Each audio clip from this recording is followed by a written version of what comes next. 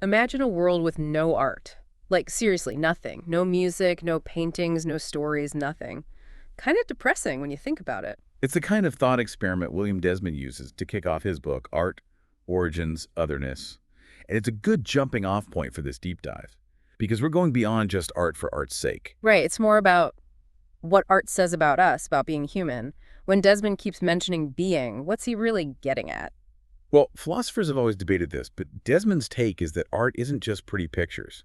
It gets at the core of how we exist, how we understand the world, how we connect, even how we deal with things that are totally different from us. Okay, and I see those ideas popping up when he uses words like mimesis, eros, even mania. He's not just throwing around art jargon, is he? Nope, not at all. He sees these concepts as tied to being alive, period. Like, take mimesis, often simplified as just imitation. But think about a portrait. It copies, sure, but it also hides things, right? The artist chooses what to emphasize, what to leave out. Yeah, so it's like how we interpret the world, too, not just a straight-up copy. Exactly. And that active engagement, that's where eros comes in, too. Yeah. Not just romantic love, but a deeper drive to connect with something beyond ourselves, something other. Like when you get totally sucked into a piece of art, you feel that pull. That's eros, that yearning to connect, to get it. And speaking of connecting, Desmond gets deep into this idea of the between. He even uses this word, Metaxological. Yeah. Yeah, that one's a mouthful. Can you give us the non-philosopher version? Okay. Imagine two people talking. It's not just the words, right? The space between them is where meaning happens. That's art for Desmond. Not an object, but a space where connection, change, all that happens. Not just looking at a painting, but stepping into it, almost. That's wild. It is. And to understand him fully, you got to look at how he tackles other big thinkers. Plato, Kant, even Nietzsche. Yeah, the source material mentions him challenging some of their ideas. It's like a philosophy 101 speed round. Can you give us the gist? Totally. So Plato had this idea of perfect forms, like a blueprint for the universe. Like God's an artist kind of thing? Kind of. But Desmond says, nope, the universe, like art, is always becoming, changing, no fixed plan. Then there's Kant, who said our minds have these built-in structures that shape how we see things. So we're stuck in our own heads, basically. In a way, yeah. But Desmond argues art can break us out of those mental boxes, let us see beyond ourselves. So it connects back to the between, this going beyond. I like it. Right, it all ties together. And then, just to shake things up more, there's Nietzsche, who thought everything comes down to the will to power. Even art. Yeah. Yeah, Nietzsche, he's intense, to say the least. He saw this will to power everywhere, like we're all just trying to dominate, impose ourselves, even when we make art. So even a beautiful painting is kind of power grabby deep down. That's a little cynical, isn't it? It can be, but Desmond's no dummy. Yeah. He gets where Nietzsche's coming from. There is that creative force, that ego in art, for sure. But remember, Desmond's all about the between.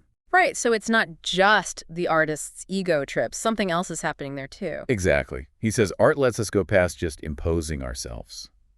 We actually encounter something truly other, something that changes us in the process. Like, it's not about getting rid of the ego, but letting it grow, maybe, by facing something different. You got it. And this connects back to Kant, right? Breaking out of those mental boxes. Art helps us see beyond our limited selves. And see, what's on the other side of that beyond, if you had to put it into words? Now that's the million-dollar question. It's what Desmond calls the impossible burden of transcendence. Sounds heavy, but... But how can something impossible also be a burden? That doesn't track. Think of it this way. We can never fully grasp the infinite, right? Our brains are finite. But that doesn't mean we stop trying to understand. So it's like we're always reaching for something we can never fully grab. Exactly. And that's not depressing. It's kind of awesome when you think about it. Like those moments when you see something truly amazing. Okay, yeah, I get it. Like a sunset or a piece of music that just hits you. Right. Those moments of awe, they show us there's more to life than what we can explain. And art helps us tap into that, even if we don't always get it intellectually. Exactly. Which is huge these days, right? Yeah. With religion and all that being questioned, art can be a way to connect to something bigger. Without the dogma. Kind of like a spiritual experience, but without the rules. You nailed it. It's about embracing the mystery, letting ourselves be changed by it. And what's cool is this ties back to the between. Oh, how so? I'm seeing connections everywhere now. Haha. It's not just about the space between us and the art, but the space where change happens, where new meaning pops up. So we're not passive viewers. We're part of this active process of making meaning. I dig it. And that process, Desmond says, it's not just for museums and galleries. It's how we should approach life itself. Ooh, okay, so how do we take this art stuff and apply it to, like, the real world? Give us the actionable steps, Professor. Uh-huh.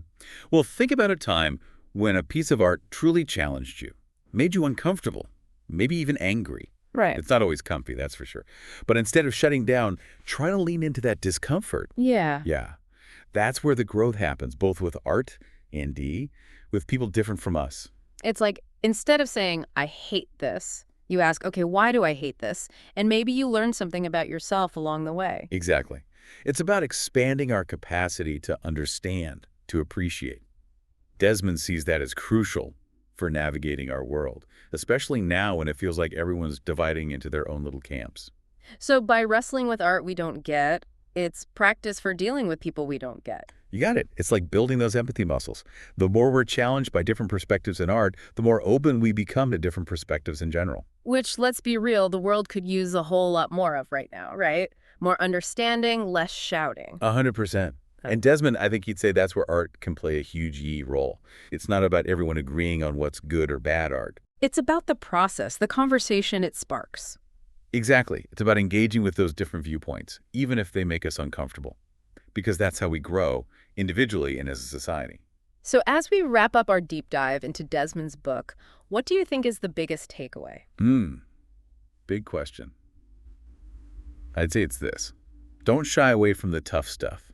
The art that confuses you, the ideas that challenge you, the people who are different from you. That's where the good stuff is hidden. It's like Desmond's giving us permission to be challenged, to not have all the answers. And to find joy in that, believe it or not, because that's where the magic happens, in that space of uncertainty, of discovery. That's what makes art and life so damn interesting. On that note, folks, we're calling it a wrap on this deep dive. Go forth and be challenged. Find some art that makes you think, maybe even makes you squirm a little. You might be surprised what you discover about yourself along the way. Until next time, keep those minds curious, keep those hearts open, and we'll see you in the between.